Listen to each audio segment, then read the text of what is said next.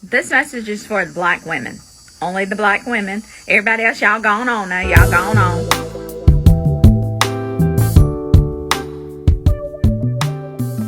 This message is for the black women.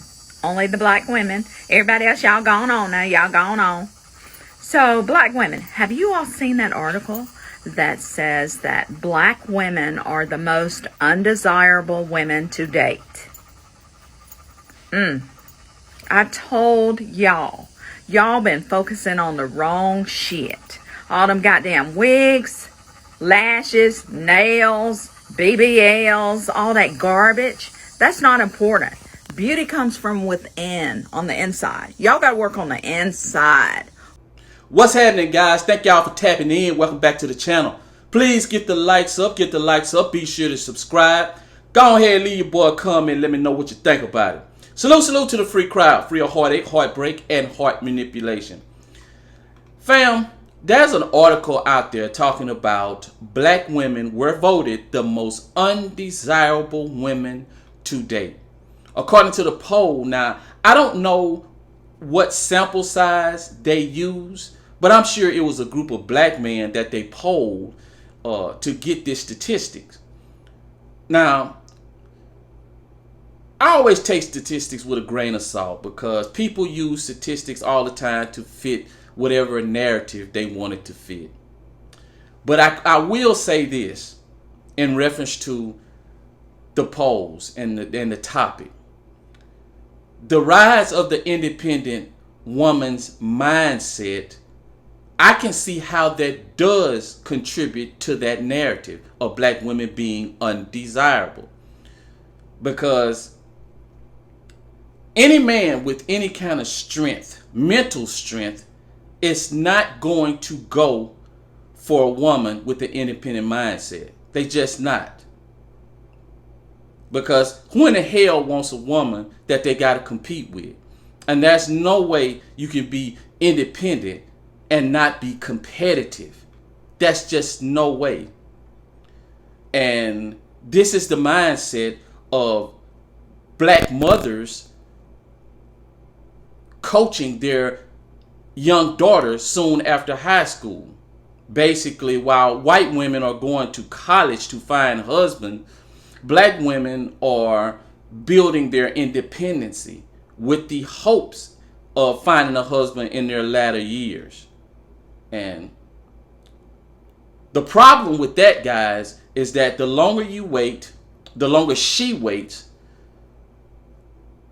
it's more prominent that she's going to experience trauma from relationships. Because although she's young and she's out there doing shit in college and having a good time, it's almost guaranteed that she's going to enter in a relationship with some young man. Even though she's not looking to get married, she's going to end up in a relationship. And most of the time, we all know women choose the wrong men to be with. Most of the time.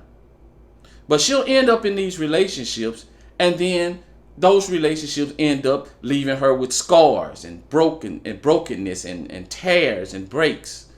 And she becomes fearful of being heartbroken. So as time goes on, she's going to start to learn and play manipulation games naturally.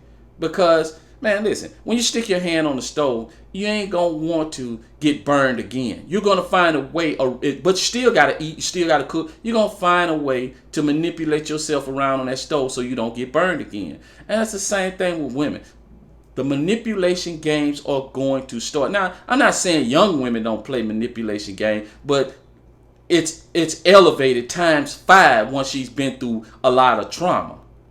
It's elevated towards times 5.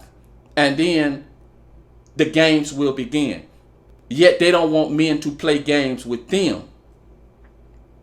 Because women will identify, they will always swear up and down that men always play games, but they won't identify the games that they play. Because they want control. Now that you've had a whole lot of trauma, you haven't been searching for your husband, you trying to build your independence, trying to get the bag, trying to be the boss woman, And now you decide you want to get in a relationship. So now that you want to control. So you won't experience that hurt again. And another thing that while you are maneuvering through your early years, trying to build that independence, that's childbirth is questionable. I won't say, well, I won't use the word questionable, but there's a big chance that you're going to experience childbirth, especially if you're out there being somewhat promiscuous, having sex freely, enjoying yourself. By the time you're 30, you got 2 kids, or maybe one. You're 35. Then you're going to want a strong, healthy young man to come in and try to raise another man's child.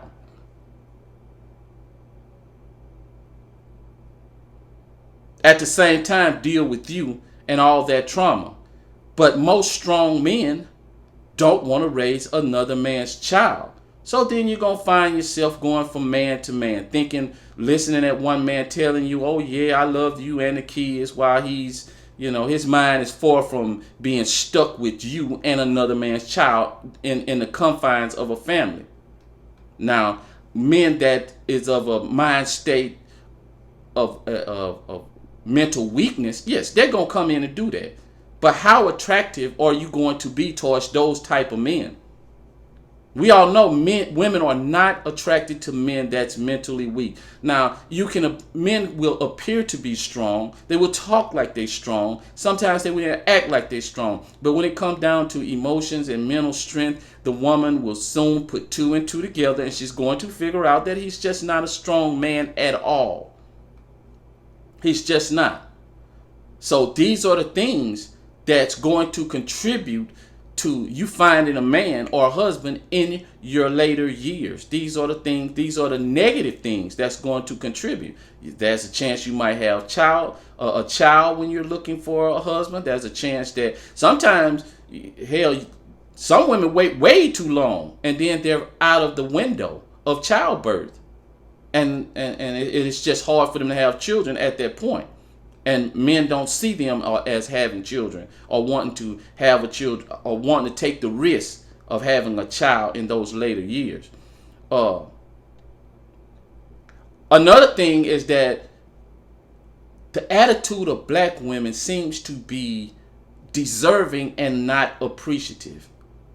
Deserving and not appreciative, meaning that a man can go out of his way to please her and do the things that is pleasing to her and give her her wants, her needs, and she thinks she deserves it and does not appreciate it. And what I mean by that, you'll hear women say things like, "Oh, I deserve that. He's just doing what a man's supposed to do," and then she won't take in consideration when she decides to do something stupid of all the things that man has done in order to try to please her.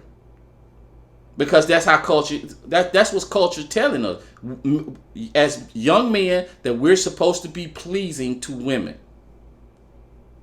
We're supposed to be pleasing, especially if you're a man raised by a single mother. You hanging around your mama all the time. You're going to do everything to please that woman. She's teaching you. And a lot of time women raise their boys to be the husband that they don't have.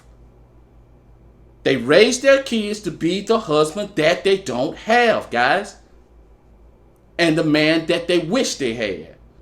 And so when that young man leaves the house, where does he go? He goes to school. And who's the majority of the teachers at school? Women. So yes, they're teaching the ABCs, 1, 2, 3s, multiplication, algebra, all those things. And at the same time, that little boy is sitting in there watching her body language, her actions, her tone of voice, her decision, and all her decision is saying that, yes, you need to make good grades, but you need to be pleasing to me. And that young man thinking that the woman is who he should be pleasing. And really, he should be pleasing to himself, and he should be acting like a man, basing his decision on his logic, not his emotions. And I'm not saying men can't have emotion, but your primary way of make a decision making cannot be your emotions. It's got to be your secondary way. Secondary. I'm not saying you don't have any. It's secondary. Because I know that's the first thing women always say is, "Oh no, men need to have emotions too." Yes, we do. We get sad. Of course we do. men get, especially when we get in our emotions, we get very, very sad. We get happy. We get angry, and we are filled with laughter. But you can't. You have to be able to make decisions, even though it may make you feel bad or may not make you feel good to make that decision. That's the difference. And see, when a young man is raised around all these women, that's what he's going to go to.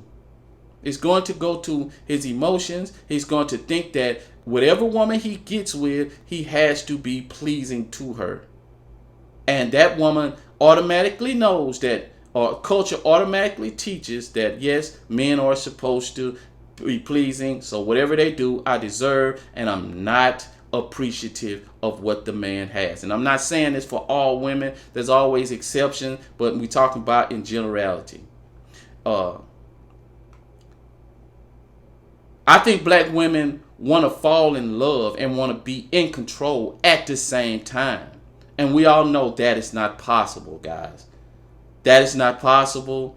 Black women want to have the final decisions, but they don't want to take the blame. They want to make the decision, and they don't want to take the blame. And all this comes with the independent mindset, the independent ideal. That's what comes with it. I want to make the decision. I want this to be 50-50. But if shit go wrong, well, no, it's your fault. And I've always said it. A woman will sit in a passenger seat and say, I want you to go fast, go slow, make a right, make a left, stop, hit reverse.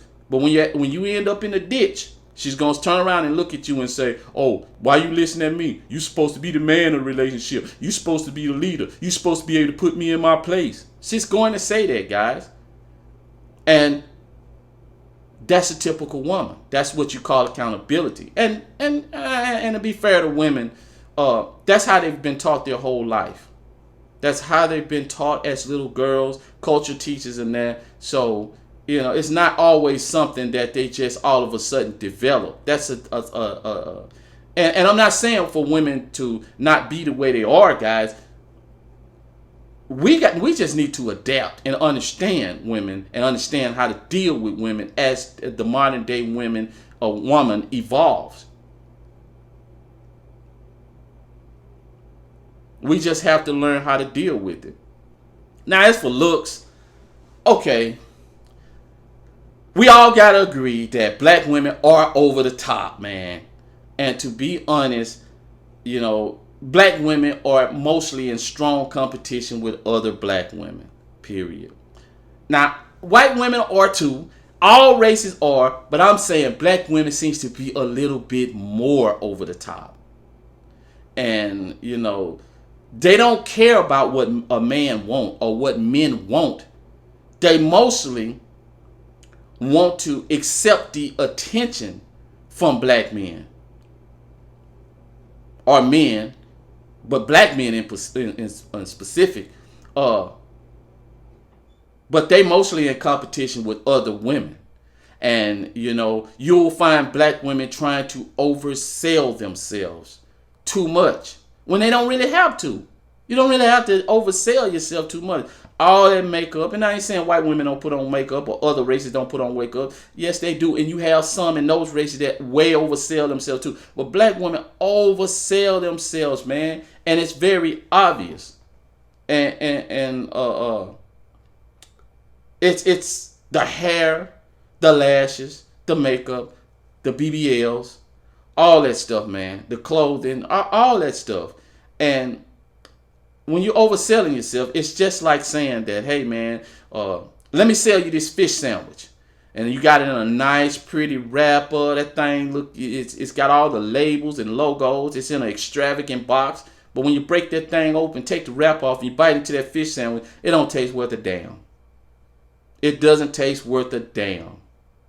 And, it's always a testament of a woman's self-esteem when she tries to oversell herself. It's, I got to do this. And the ultimate way, guys, the ultimate way women try to oversell themselves, if all that shit don't work, nails, makeup, lashes, BBL, they just going to go and try on Instagram and take off all their clothes and model in fucking lingeries and shit like that.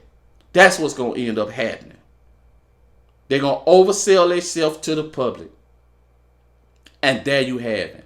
So listen, man, I'm sure there's other reasons why they would vote for black women as the most undesirable women.